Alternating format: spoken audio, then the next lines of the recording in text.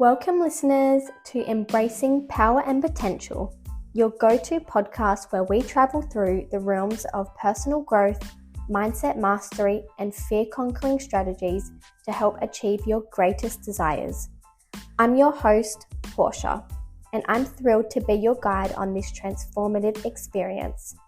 If you're ready to unleash your authentic power and elevate your life, you're in the right place.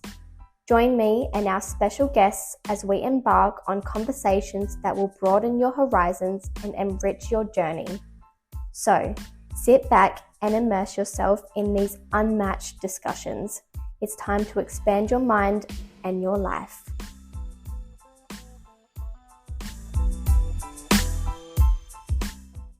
Hey guys, how are we this week or today or tonight, whenever you're listening? Well, I have had a stressful week just with some personal things going on in my life, but because of that, I have actually started running. Well, when I say started, I mean I've gone for a run, but I am going to be running more now, and I loved it.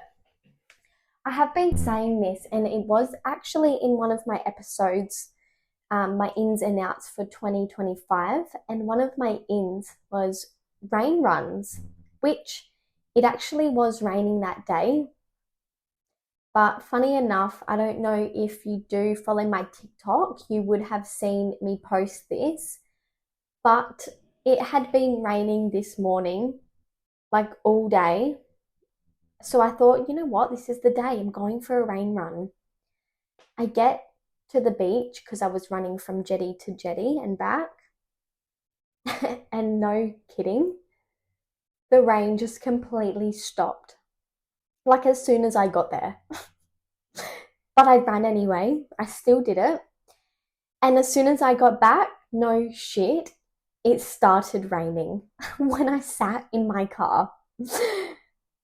But I think that was a way of the universe telling me that I can run with or without the rain, because for some reason I had in my mind that it would be like easier for me to run if it was raining. Maybe because I wasn't sure like how fit I was, and yeah, I just felt like I would keep my breath more or keep my endurance up if it was raining. Maybe it kept me cooler. I don't really know. But anyway, I did it. I proved to myself that I can run when it's not raining. So, yes, I will be doing that more twice a week now, actually, as I did just get a tissue massage today, which was the best. I'm finally realigned back to factory settings. And my chiro told me that I should be running twice a week to actually build those muscles up, and I won't be as sore, which I was so sore the next day. But anyway, that's just a little update from me. Now we are going to get in today's episode. This episode is all about the topic that I love to talk about just as much as the energetics of money, and that is manifestation. I love talking manifestation because it literally creates your life, the life that you actually want to live. And people are still sort of not really believing this concept, or looking into it a little, but thinking it's a bit of woo-woo and mystical sort of thing that people talk about, because it is. It's like magic, but it uses intention as well and the power of our minds. And you have to take action. But I will get into all of this into the episode. So first of all, I am going to explain what manifestation actually is and some methods that you can actually try yourself to use to manifest that I have used and have worked for me. And just some important parts of manifestation that I believe that you should know. Just the basics of manifestation is what we're going to be diving into today. There may become a part 2 depending on how long this goes for, because when it comes to this topic, I can talk forever.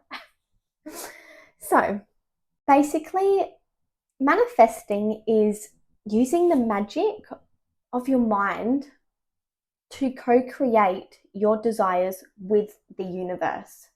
So manifesting is a combination of psychology, neuroscience, action, focusing your thoughts, shifting your mindset, and taking aligned steps to create an environment where your desires become your reality. Your thoughts and your emotions create your external world. This is the law of attraction. What you focus on, you attract. The law of attraction states, which I have mentioned in recent episodes, that like attracts like. So what you focus on, you attract more of into your life. And this is happening all the time, whether we realize it or not. Think of this like the law of gravity.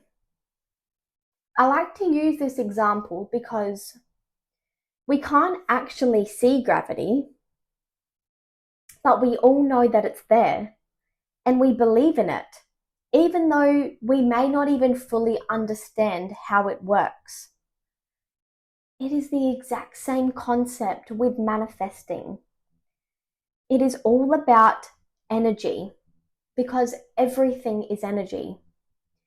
Our thoughts, our beliefs, and our words are all just energy that is vibrating at a specific frequency.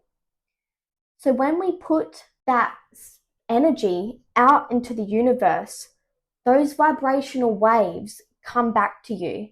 And it may not be instantly, but the energy that you give out always comes back.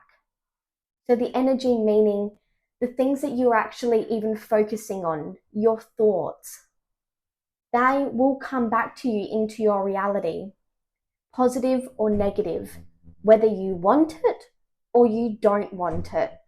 Whatever you focus on, you attract into your life. So your subconscious mind and understanding the mind and the difference between conscious and subconscious thoughts is very important when you are on your manifestation journey, and when you start to live by this, it will become like second nature. But when you are starting off, this concept is new and it's different, and we have been programmed for however old you are, all those years, to think and to act a certain way, or to believe certain beliefs that aren't actually fact. They're just what we have grown up with, knowing or believing. So it can take a while to be able to unlearn what we know and what we think is true. A big part that I want to say is that your mind has conscious and subconscious thoughts. Your conscious thoughts only take up 5% of your brain. That means 95% of your brain are subconscious thoughts. And subconscious thoughts are things that are programmed in us. Like our brain is a computer that is programmed to a specific way.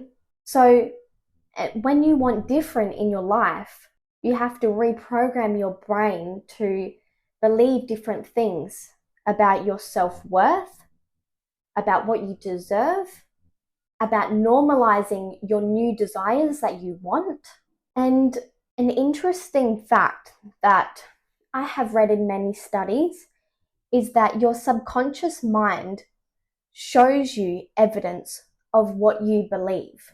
So this means that the beliefs that you have, whether they are positive or negative beliefs, your subconscious mind will literally find things in your external world to prove that to you. So one of the main steps of manifesting is rewriting your subconscious beliefs. And I've talked about this a lot in the energetics of money, so I'm not going to dive too deep into it, but that is definitely one of the steps that I'm going to get into in a moment that you have to take to manifest and create your reality. So everything that you put out to the universe, like your thoughts, your words, and your beliefs, show up in your external reality, whether you want it to or not. So taking control of your mind and your conscious thoughts is so important, because if you can actually stop yourself in your tracks, for example, which is a lot of society are conditioned to feel unworthy of the things that they want, those big goals that are on your heart for a reason. But for some reason, we feel it's safer to play small and to not go after those things because of fear of failure, being judged, and just having a label on us or feeling embarrassed. Any limiting beliefs that stop you from actually pursuing what you want to do in life is because of your subconscious beliefs. So we need to change those to actually create a life that we want. I was going on a bit of a tangent then, but what I was saying is that your subconscious mind shows you evidence of what you believe. So if you are constantly thinking negative thoughts that you don't deserve this, or no, you can't have that, or you're not good enough to reach that level you want to reach, or to do anything you want to do, your subconscious mind will literally find ways and show you that that's true. So we want to change those beliefs to feeling capable and feeling like we are worthy to be successful, because the universe will not serve you what you desire until you know that you deserve it. So lack and self-doubt, those feelings and limiting beliefs, are the biggest blocks that you will have from receiving what you desire. So I'm actually going to get into the steps that I personally take to manifest. I have learnt these techniques through inspirational people like life coaches that I follow, such as, shout out to Georgie Stevenson. She is OG manifester, and yeah, I just have learnt so much from her. I actually bought her course years ago now, but only pursued it when I started my self-development journey. And it was a step-by-step, pretty much manifestation guide that I basically live by. But I also have other concepts thrown in from my own research and things that I've learnt while being on my own self-development journey.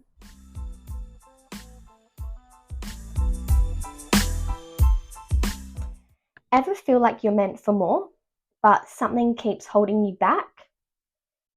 Maybe you've read the books, set the goals, but deep down, doubt still creeps in. It's not just about working harder, it's about rewriting your mindset for success. I help ambitious young people break past limiting beliefs, step into their power, and create the life they know they are meant for. If you're ready to stop playing small and start living big, book in your free discovery call with me today.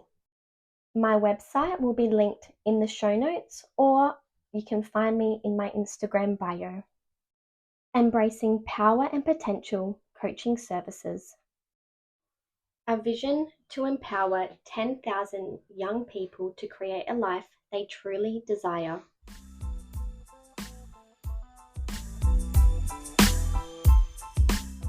yeah, so this is the steps that I would recommend when manifesting, because they all connect in the end.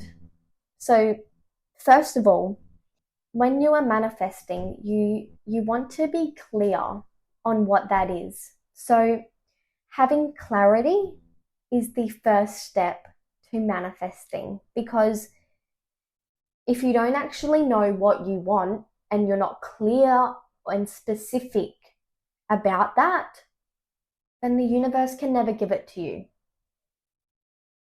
Because if you're unsure, the universe is unsure what to get back to you. And it's kind of like this weird energy of, yeah, unsureness. So being clear and having clarity on what you desire is the first step. But with this, I want you to forget about the how.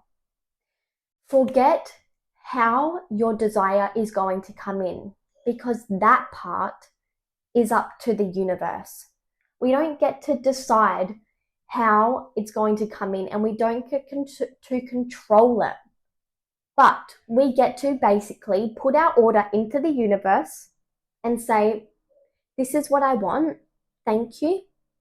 I'm grateful that I already have it. And then the universe will conspire in your favor and somehow bring you those things through opportunities, or however this comes into you, that part you just can't control. So the next step is becoming aligned with the thing that you want. If you aren't in an alignment with what you want, the universe isn't going to be able to give that to you, because alignment means actually being a vibrational match to the things that you want. And I've talked about becoming a vibrational match in my money energetics episodes. But yeah, you need to become the person who already has this. Because say if you want something, but then the person that you're being doesn't align with that sort of lifestyle or that outcome that you want or that desire that you want, then it's basically contradicting.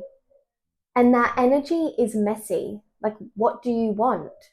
So it's taking a step sometimes out of your normal reality and actually stepping into this new desired reality that you are trying to attract into your life.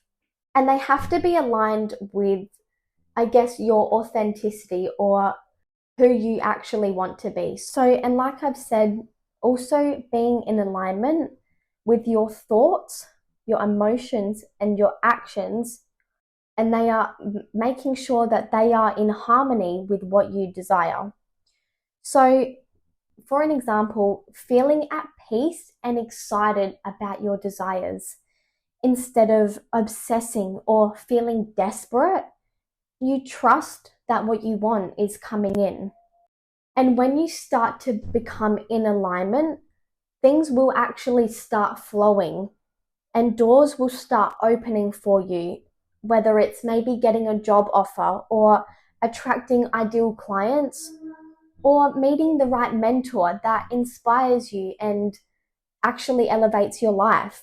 So there is 5 more steps that I do want to talk about to make your dream life become your reality. But I'm going to leave it there for today and make a part 2 on this, where we will talk about limiting beliefs that we have already touched on,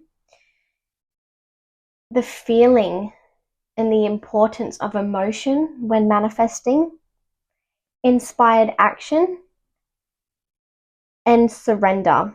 So I will dive deeper into all of that next episode, but before I let you go, I just want to let you know that out of all of my listeners, 86% of you have not subscribed. So before you go today, if you could subscribe or follow this page and rate it 5 stars. That would be much appreciated, because the more ratings I get, the more audience I get, and this will lead me to more guests and people being on the show that will be in your best interest, that we can all learn from. Sending you so much love. Thank you so much for listening today, and I will see you and talk to you in the next. Bye.